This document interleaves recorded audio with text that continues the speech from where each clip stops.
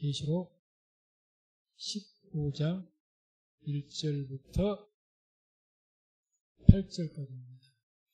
15장 1절부터 8절까지 말씀을 같이 합독합니다. 또 하늘에 크고 이상한 다른 이적을 보매 일곱 천사가 일곱 재앙을 가졌으니 곧 마지막 재앙이라.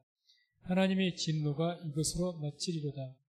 또 내가 보니 불이 섞인 유리바다 같은 것이 있고 짐승과 그의 우상과 그의 이름의 수를 이기고 벗어난 자들이 유리바닷가에 서서 하나님의 검은고를 가지고 하나님의 종 모세의 노래 어린 양의 노래를 불러 가로되 주 하나님 곧 전능하신 이시여 하시는 일이 크고 기이하시도다.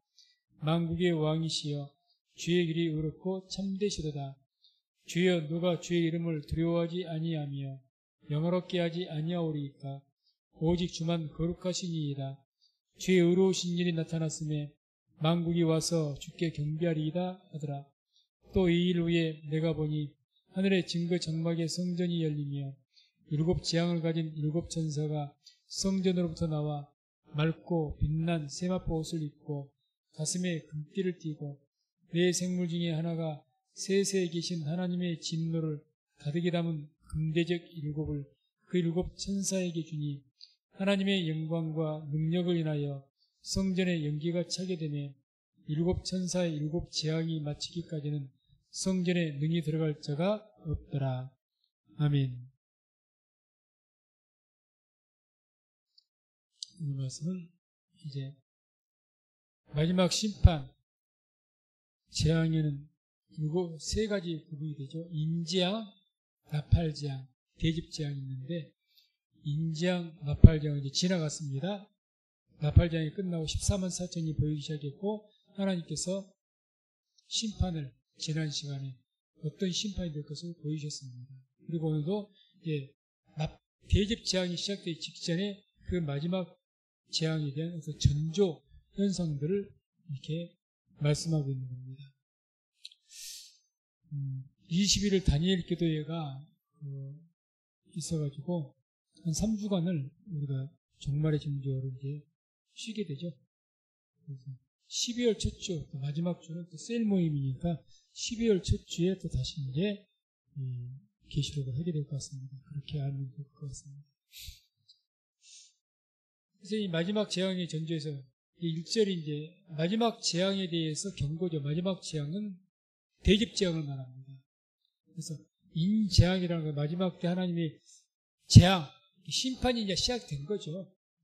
근데 시작이라는 거예요. 인을 떼서 심판이 시작이 된 것이고 나팔재앙은 이 인재앙이 똑같은 그 유형의 재앙들이 확산이 된 겁니다. 인재앙이 시작점이니까 작게 출발을 해서 나팔재앙은 확산이 된 것이고 대집재앙은 이제 완전히 대지로 쏟아버리는 거니까 끝나는 거죠. 우리가 흔히 말하는 휴거가 언제 되느냐? 대집재앙 직전. 이거는 이제 견딜 길이 없으니까 이때 휴거가 있을 것으로 봅니다. 물론 교단에 따라서 다르긴 합니다만 저는 이제 이때 휴거가 있을 것으로 봅니다. 그래서 이 마지막 재앙의 경고인데 1절 보면 같이 한 목소리 합독합니다. 또 하늘에 크고 이상한 다른 이적을 보매 일곱 천사가 일곱 재앙을 가졌으니 곧 마지막 재앙이라. 하나님의 진노가 이것으로 마치리로다. 그래서 마지막 대접재앙 바로 16장이 이제 대접재앙이 쭉 나오죠. 그래서 또 하늘에 크고 이상한 다른 이적을 보매 일곱 천사가 일곱 재앙을 가졌다. 이렇게 하늘에 크고 이상한 게 계속 14만 4천 명의 환상, 또 여러 가지 환상들이 계속해서 보이죠.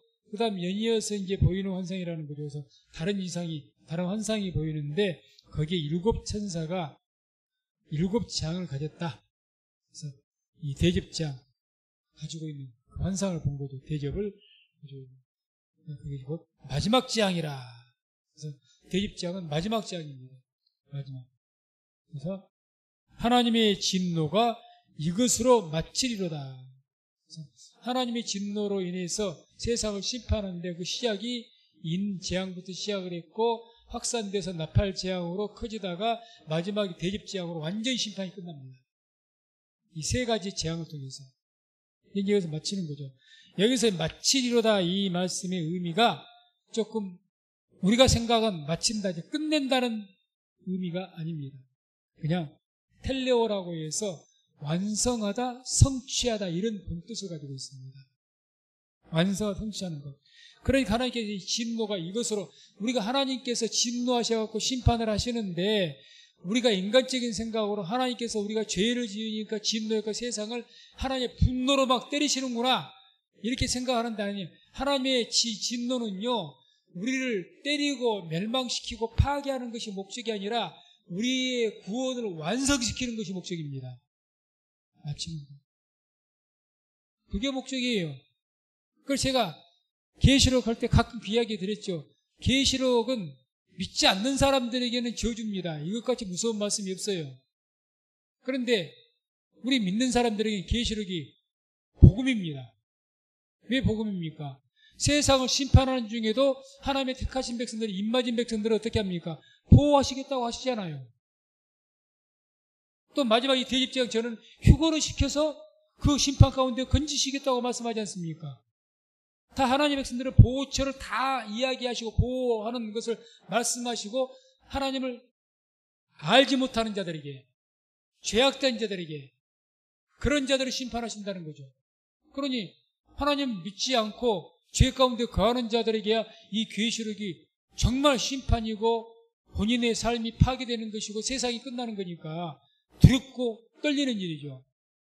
그러나 우리 믿는 사람들에게 이 마지막이 복음인 줄로 믿습니다. 이렇게 말씀드리면 어떨까요? 우리 인생이 육체에 살아갑니다. 많은 세상 사람들은 우리가 죽으면 끝이라고 생각합니다. 죽음을 저주라고 생각하죠. 그러나 우리 믿는 사람들에게 죽음이 영원한 새로운 출발입니다. 왜 아멘 안 하십니까? 영생 안 믿으십니까? 우리 모든 믿는 사람들은 내 육체가 나이 들어서 쇠해지고 병들고 해서 결국에는 여기 있는 모든 사람들이 저로에서부터 다 죽어요. 나는 안 죽어야 할 사람이 누가 있을까요? 다 죽습니다. 하나님을 믿지 않으면 죽음이 저주죠. 죽은 뒤에 뭐가 있는지도 모르겠고 두렵습니다. 그런데 하나님 믿는 사람들에게 이 마침, 인간의 육신의 마침이 끝나는 것이 아니라 새로운 시작입니다. 새로운 시작. 주 안에서, 하나님의 나라 안에서, 그래서 천국에서 영원 복락, 그런 하나님의 은혜를 누리는 그런 삶을 살게 될 줄로 믿습니다. 그래서 이런 믿음의 시각, 이게 부활의 신앙이죠. 그 신앙 없이 살아간다면 예수 믿을 필요 뭐 있나요? 이 세상에서 잘 살면 되지. 끝나면 끝나는 것이고. 제 영원한 세상이 어떤 분 말같이 천국이 있는지 없는지 내가 어떻게 가보더라는데 그러고 말죠. 그런데 하나님 믿는 사람들에게는 그렇지 않습니다. 이 부활 신앙 가지시고 하나님 나라 천국 영원한 소망 갖기를 주의 이름으로 축원을 드립니다.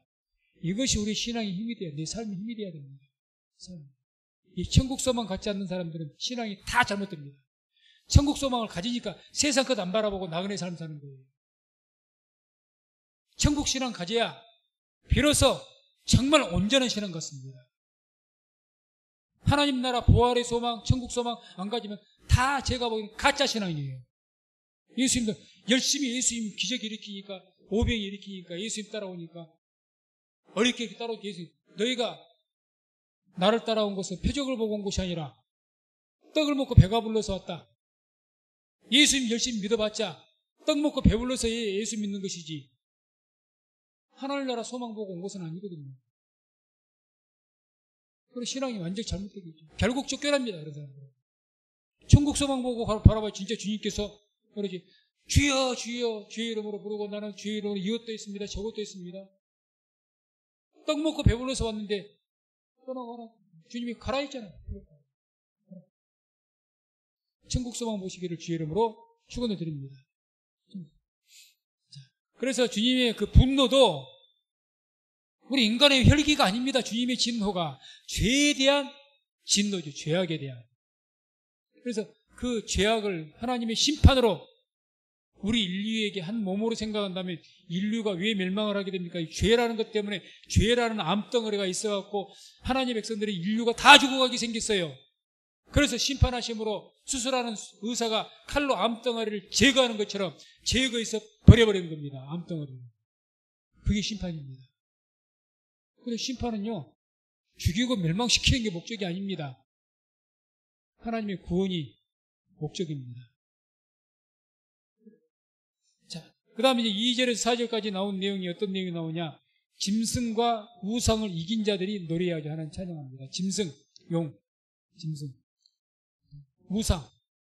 그런 짐승들, 우상을 만들었고 절하라 그러죠. 그래 절하지 않고, 인민표 안 받고. 그런 자들이 이제 승리한 자들이죠. 환난 가운데서 이제 계속 마지막 때 어떻게 한다고 적그리스도가 나타날 것이고, 짐승을 경배하라 할 것이고, 육육표 맞으라 할 것이고, 그렇게 한다고 했지 않습니까? 그런 것을 하지 않았어요. 하나님 말씀 오늘 갈렙처럼 하나님을 온전히 쫓았습니다.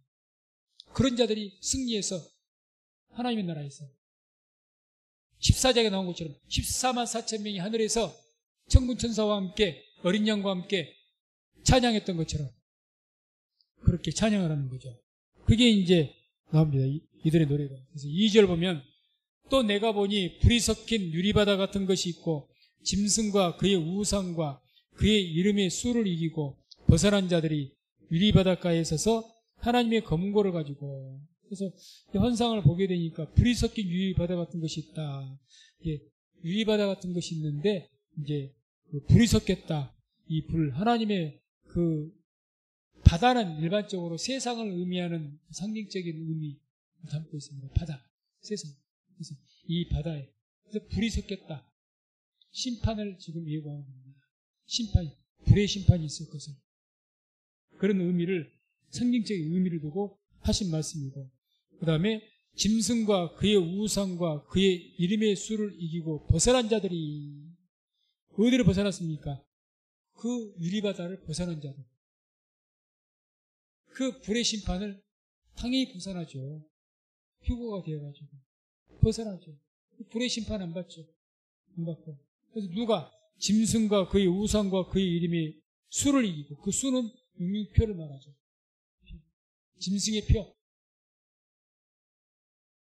그런 자들을 말하죠. 그런 자들이 이제 그 심판의 바다, 세상을 불과 같이 심판하실 터인데 그 바다를 벗어나 있습니다. 그런 자들. 유리 바닷가에 있어서 하나님의 검은고를 가지고 하나님 찬양하는 거죠.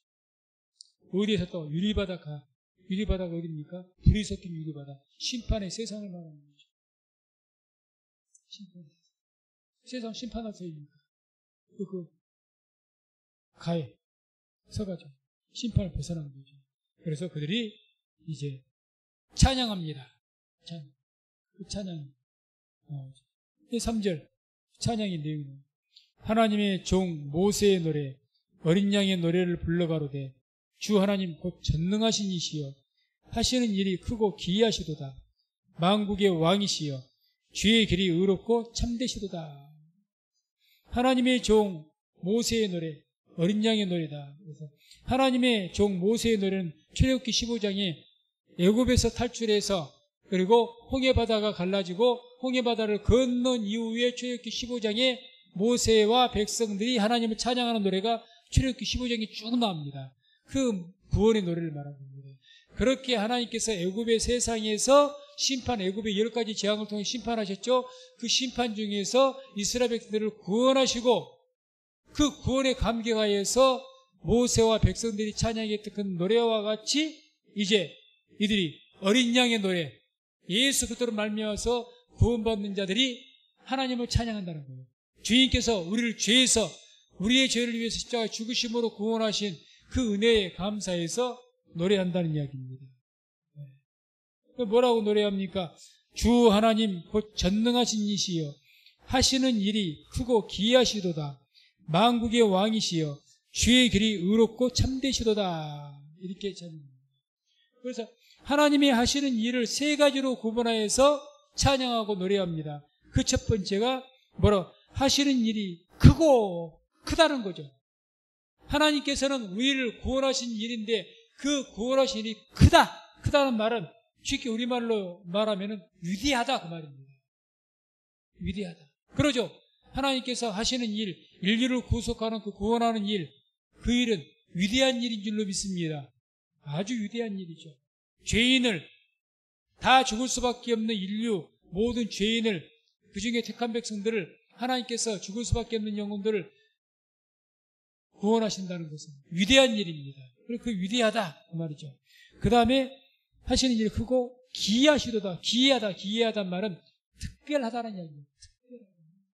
좀 색다르다 그 이야기죠. 뭐가 색다릅니까? 하나 하신 일이 하나님께 구원하실 때 전능하신 하나님이고 또 모든 능력이 있는 만군의 하나님이기 때문에 하나님의 능력으로 우리를 구원하시는 것이 아니라 죽으심으로 구원하셨습니다. 십자가에서 죽으십니다. 이게 기이한 겁니다. 기이한 거예요. 아니 우리를 구원하시면 하나님께 능력이 하나님이니까 하나님의 권능으로 능력으로 구원하시지. 그렇게 구원하지 않고요. 정말 어렵게 구원하셨습니다. 이 땅에 인간의 몸을 입으시고 십자가에서 고난받으시고 죽으시고 이렇게 십자가 사역을 통해서 구원하셨다는 거죠. 그게 기이하다는 겁니다. 특별하다. 여기에 우리의 복음의 핵심이 여기에 있죠. 그리고 마지막에 죄의 길이 의롭고 참되시도다. 하나님의 그 심판이 공의로운 심판이라는 겁니다. 공의로운 심판. 공의의 심판이죠. 그래서 그러한 것들을 지금 찬양하는 겁니다. 그 다음에 4절에 주여 누가 주의 이름을 두려워하지 아니하며 영어롭게 하지 아니하오리이까 오직 주만 거룩하시니이다. 주의 의로우신 일이 나타났음에 만국이 와서 주께 경배하리다 하더라. 한마디로 이와 같이 주의 심판이 영화롭게 되고 또 왜 주의 그 모든 하시는 일이 위대하고 기이하고 의로우며 참되기 때문에 모든 그걸 통해서 하나님의 영광이 나타나고 만국이 하나님을 경배하게 될 것이다. 이렇게 찬양하는 겁니다. 당연한 겁니다. 우리가 왜 하나님을 찬양합니까?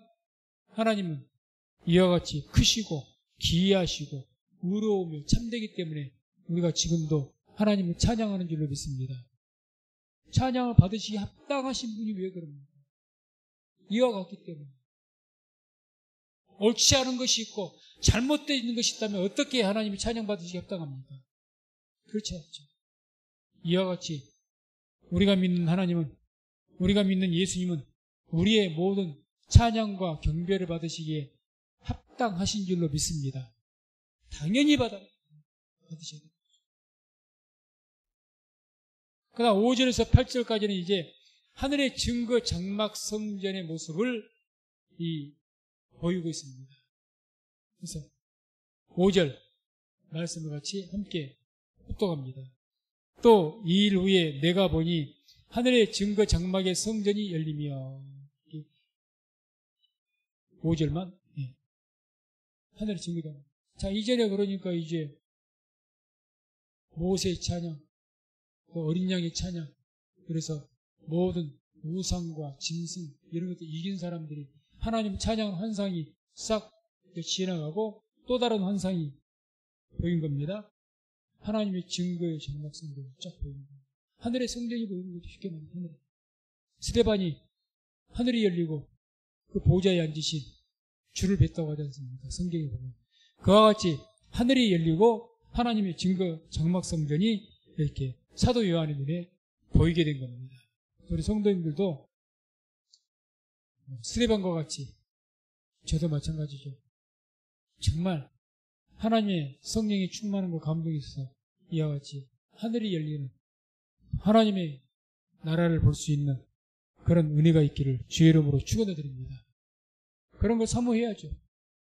어떤 사람들은 보았다고 하지 않습니까? 어쨌든 간에. 우리도 하나님, 우리 평생에 하늘이 열리고 하나님의 성전을 보게 된다면 그 한 번의 체험으로 평생 우리 인생이, 신앙이 달라지지 않을까요? 아니, 사도 바울 보세요. 그렇게 악독하게 교회를 핍박했던 바울이 다메섹 도상에서 뭘 본 것이 아닙니다. 들은 거예요.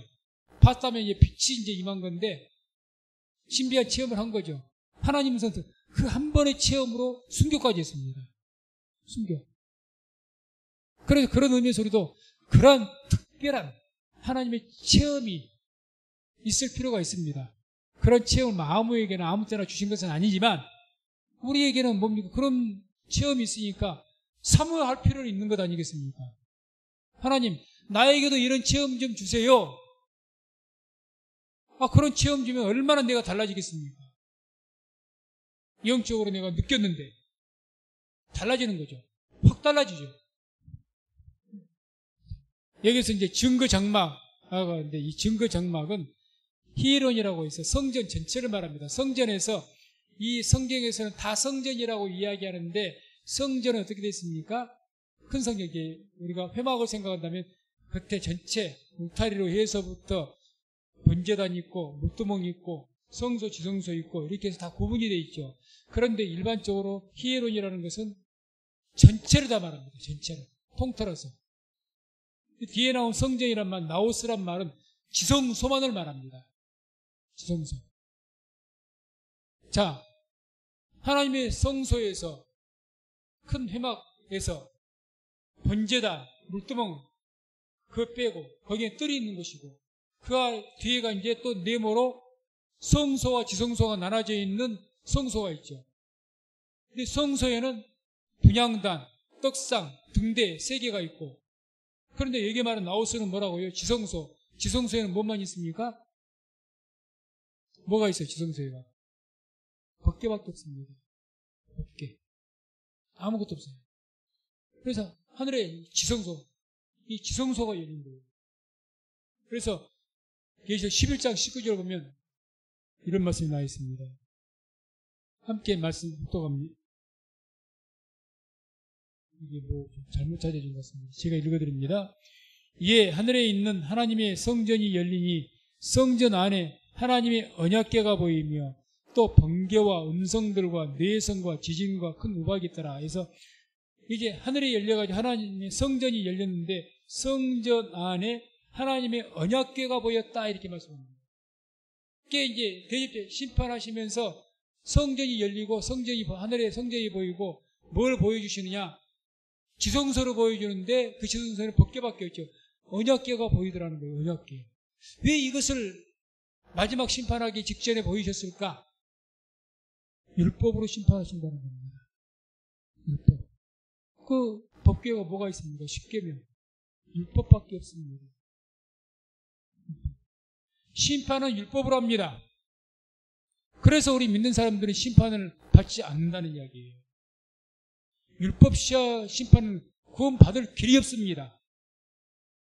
근데 율법으로, 그걸 이제 심판을 뭘로, 심판의 기준이 뭐냐 하는 것을 하늘의 성소로 딱 열어주고, 지성소, 언약궤로 딱 보여주는 거예요. 말씀으로 심판하겠다. 율법으로 심판하겠다는 거예요. 다음에 이제 6절, 계속 성전을 보습니다. 함께 6절 말씀을 합독합니다. 7 재앙을 가진 7 천사가 성전으로부터 나와 맑고 빛난 세마포 옷을 입고 가슴에 금띠를 띠고, 그래서 7 재앙을 가진 7 천사가 어디서부터 나왔다고 합니까? 성전으로부터 나왔다고 합니다. 성전. 지성소에서 나왔다는 거죠. 지성소에서. 거기에서 7 천사가 나왔다. 거기서. 맑고 빛난 세마포 옷을 입고 가슴에 금띠를, 이 천사들이 맑고 빛난 세마포 옷을 입고 가슴에 금띠를 띄었답니다. 왜 이런 복장을 입고 있을까요? 이게 일반적으로 맑고 빛난 세마포 옷과 가슴에 금띠를 띄고 이런 내용들은 예수님께서, 재림 예수께서 입으신 복장이거든요. 계시록 1장 13절 보면 이런 말씀이 나오죠. 1장 13절. 함께 말씀 합독합니다. 촛대 사이에 인자 같은 이가 발에 끌리는 옷을 입고 가슴에 금띠를 띠고, 여기서 인자, 예수님 말하죠. 발에 끌리는 옷을, 긴 옷을 입고 가슴에 금띠를 띄었다. 그래서 재림 예수를 상징하고 표현할 때 주로 가슴에 금띠를 띈 모습을 많이 합니다. 그럼 천사들이 그렇다는 거죠. 천사가 재림 예수라는 겁니다. 이게 아니고 이 천사들은 심판의 주이신 예수님께서 보내신 사자들, 예수님의 수호천사라고 보면 될 것 같습니다. 그래서 왜 일곱 천사가 뭘 가지고 나왔다고 했죠? 가지고 나온 것이 대접, 심판의 대접 가지고 나온 겁니다. 그래서 예수님이 누구십니까? 심판의 주가 예수님입니다. 심판의 주가. 주님께서 심판하시는 거예요. 예수님께서. 세상. 그러니까 주님께서 주의 수호천사인 일곱 천사에게 대접, 심판의 권세를 주어서 세상을 심판하게 하시는 거죠. 심판. 7절 그 말씀 따뜻하니까 잠이 오니까 계속해서 말씀 읽습니다. 합독합니다. 내 생물 중에 하나가 세세에 계신 하나님의 진노를 가득히 담은 금대적 그 일곱 천사에게 주니. 내 생물 중 하나. 이제 그 성소가 보였는데 그 안에 또 이제 누가 내 생물 중 하나. 이 내 생물이라는 게 대체 뭔 말이냐? 하여튼 계시록은 좀 많이 어렵죠. 그래서 말씀도 여러 가지로 봐야 됩니다. 4장 6절 보면 계시록 함께 또 말씀 합독합니다. 보좌 앞에 수정과 같은 유리바다가 있고 보좌 가운데와 보좌 주위에 네 생물이 있는데 앞뒤에 눈이 가득하더라. 그래서 그 네 생물의 모습이 독수리와 같고 사람이 오고 같고 송아지와 같고 이런 내용들이 좀 나오죠. 네 생물. 그래서 이들이 지금 네 생물 중에 넷이 다 나온 것이 하나. 독수리 형상을 가졌든지 송아지 형상을 가졌든지 뭐 임자의 형상을 가졌든지 사람의 얼굴을 가졌든지 하여튼 간에 그 어떤 형상을 가진 그 천사 중에 네 생물 중에 하나가 나온 겁니다. 그 하나가 하나님의 진노를 가득히 담은 금대접 7을 누구에게 줬다고 합니까? 7 천사에게 주었다. 그러니까 심판의 권세는 누구에게 있습니까? 성부 하나님에게 있죠. 성부 하나님에게 있는데 성부 하나님께서 성부 하나님 앞에서 섬기는 네 생물, 네 이 천사들 중에 하나에게 사자를 누구에게 보낸 겁니까? 예수님의 수호천사 7 천사에게 보내가지고 뭘 줬어요? 진노로 가득히 담은 금대접, 심판의 대접을 준 거예요. 심판. 그러니까 성부 하나님께서 쉽게 말하면 성자 예수님에게 뭘 준 겁니까? 심판을 맡기신 겁니다. 심판을 맡기신 거죠. 그래서 우리가 예수님을 심판의 주로 오신다고 하는 거예요. 심판의 주로. 심판의 궁극적인 그 권한은 하나님에게 있죠. 근데 하나님께서 누구에게 이 심판의 권세를 넘기신 겁니까? 통치권과. 예수님에게 넘긴 거예요. 예수님에게. 즉 그 내용을 이야기하는 겁니다. 그래서 세세에 계신 하나님의 진노를 가득히 담은 금대접 7을 그 7 천사에게 주니. 하나님의 진노를 그 심판, 하나님의 진노, 그 공의의 진노, 그걸 7 천사, 예수님의 수호천사라고 제가 그랬죠. 그런 이 천사들에게 주는 거죠. 그래서 이 7 천사가 이제 우리가 계시록 16장 보게 되면 천사 7이 하나하면 한 명씩 합니다. 나서 한 천사가 대접을 쏟아붓고 두 번째 천사가 대접을 쏟아붓고 7번째 천사가 쭉 나가서 끝내버리죠. 끝내버립니다. 8절 마지막 함께 말씀합독합니다. 하나님의 영광과 능력을 인하여 성전에 연기가 차게 되매 7 천사의 7 재앙이 마치기까지는 성전에 능히 들어갈 자가 없더라. 자, 이런 모습이 싹 보이고 나서 이제 그 성전에 뭐가 찼다는 거예요? 연기가 찼다는 겁니다. 그리고 나서 뭐라고 말씀합니까? 7 천사의 7 재앙이 마치기까지는 이 성전에 능히 들어갈 자가 없더라. 마치기. 그러니까 하나님의 영광과 능력이 인해 성전에 연기가 찼다는 것은 왜 연기가 찼느냐? 하나님의 그 영광은 아직 하나님의 심판이 안 끝났고 이 세상이 죄가 끝나지 않았습니다. 그렇기 때문에 그 하나님의 성전을 하나님께서 연기로, 거룩한 연기로 덮으신 거죠. 아무도 들어오지 못하도록 시내산에 하나님께서 임하셨을 때 백성들에게 신칙하라.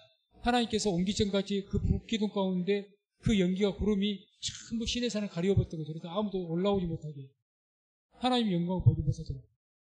왜? 죄 가운데 하나님 영광 보면 다 죽거든요. 죄 가운데 가려운 거죠. 그러니까 여기 성전도 마찬가지. 하나님의 지성소니 하나님의 보좌가 있는 곳이니까 아직 심판이 아직 안 맞춰졌어요. 안 끝났기 때문에 성전을 가려주신 겁니다. 심판이 끝나기도 전에 죄가 이 문제가 다 청산해 하나님 구원의 속죄사에게 다 구원의 역사가 다 끝나기 전에 누구든지 하나님 영광 보면 다 죽게 돼 있습니다. 죽게 돼 있어요. 죽사입니다. 그래서 7천사 7재앙이 마치기까지는 성전에 능히 들어갈 줄 아무도 못 들어가죠. 여기도 마치기까지는 이게 텔레오 완성하다 성취하다 그 7재앙이 통해서 다 완성이 되기까지 하나님의 그 구속의 사역이 완성되기까지 해야 됩니다. 아무도 들어갈 자가 없습니다. 그래서 오늘 우리가 이 말씀을 통해서 이제 앞으로는 이제 본격적으로 이 7대접 재앙이 마지막 재앙이 이제 16장부터 시작됩니다. 그래서 우리는 오늘 말씀에도 잠깐 제가 말씀을 드렸지만 하나님의 심판이 파괴가 목적이 아닙니다. 우리 죽이는 것이 목적이 아닙니다. 이게 목적이 아니에요. 하나님의 심판은요, 구원을 완성하는 것이 목적인 줄로 믿습니다. 자, 우리의 삶 가운데 우리 개개인에게 우리가 죄 가운데 살면 하나님께서 반드시 징계하십니다. 징계가 없으면 사생자라고 했어요. 하나님 없는 자식이다. 하나님이 있기 때문에 징계를 하시는 것인데 하나님의 징계가 그 목적이 뭡니까? 우리를 괴롭히는 것이 목적이십니까? 화나니까 그냥 궁풀이하는 것이 목적이십니까? 아니다는 말이죠. 우리를 온전케 하신 것이 목적인 줄로 믿습니다. 심판이 그렇습니다. 심판. 그래서 우리가 이 계시록을 보시면서 한시라도 우리가 그것을 잊지 말아야 될 것은 왜 워낙에 하나님의 재앙이 많이 나오니까 오해를 하면 그렇게 계시록이 두렵다는 거예요. 두렵다. 그런데 믿는 사람들에게 두려운 책이 아닙니다. 거꾸로 자세히 보면 그런 중에서도 우리를 보호하시겠다는 거예요. 그런 중에도. 이게 곳곳에 약속이 되어 있습니다. 그리고 이 심판은 막 무섭게 대접으로 임재앙, 나팔재앙, 대적으로 쏟아버리시고 바다의 3분의 1이 없어져 버리고 멸망이 되어버리고 땅의 3분의 1이 어떻게 되어버리고 계속 이렇게 말씀이 나오는데 그러면 지구의 3분의 1이 없어진다 해버린다는 소리인데 정말 끔찍하고 무서운 일이죠. 그런데 그런 모든 것은 하나님께서 이 세상을 그냥 다 쓸어버리겠다는 그런 목적이 아니라 그 말이죠. 이미 약속하셨지 않습니까? 노아를 통해서. 홍수로 물시판을 전체를 다 하시고 나서 하나님께서 어떻게 노아와 약속하셨습니까? 무지개 언약을 보이시고 내가 다시는 이와 같은 심판하지 않겠다. 그 말은 이렇게 인류를 전멸시키지 않겠다는 거죠. 하나님 심판의 목적이 뭡니까? 무지개 약속처럼. 이 심판은 앞으로 심판을 하실지라도 구원을 완성하신 것이 목적이란 겁니다. 그게 무지개 언약이에요. 그게 무지개 언약. 심판 중에라도 하나님 같은 대로 구원하시겠다는 거죠. 심판 중에. 다시 죽이죠. 그래서 항상 율법에서부터 신약성경 모든 성경 66권 자체가 다 복음입니다만은 우리가 가장 오해할 수 있는 그 성경이 이제 계시록인데 계시록 또한 복음인 줄로 믿습니다. 복음입니다. 그래서 계시록을 계속해서 이제 계시록을 통해서 종말의 징조를 이어서도 공부하는 볼 것인데 볼 때마다 거기에서 그 계시록을 통해서 두려움 갖지 마시고 마귀는 자꾸 두려움 주려고 그러고 하나님에 대한 믿음을 잃게 하고 두려움을 주어서 하나님 잘못 알게 만들어 버리시고 성경을 똑바로 보시고 그래서 이 계시록 이 모든 하나님의 어떤 심판의 그 중에서도 우리를 지키시고 보호하신다는 하나님의 복음을 발견하고 항상 하나님께서 우리를 눈동자같이 지키신다는 사실을 믿고 그 안에서 우리가 아까 찬양했던 것처럼 항상 평화를 누리시기를 주의 이름으로 축원드립니다.